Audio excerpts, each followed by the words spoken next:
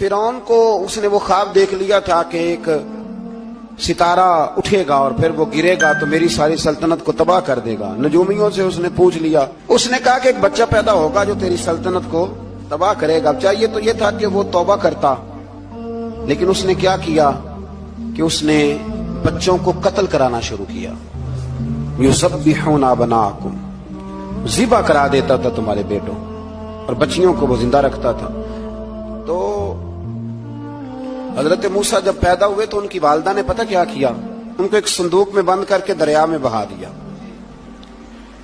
अब दरिया में बहते जा रहे हैं तो मां थी तो परेशान भी हो गई, उनकी हमशीरा को कहने लगी जरा ध्यान रखना किधर जाते हैं। हजरत मूसा अलैहिस्सलाम दरिया में बहते बहते ना, फिरौन ने ना दरिया के किनारे मकान बनाया हुआ था। आपको पता है बादशाहों का ज़ौक होता है। आजकल हमारे जो हुक्मरान हैं उन्होंने उसका नाम फार्म हाउस रखा हुआ है, मेरा फार्म हाउस, और पुराने जमाने में लोग डेरा कहते थे।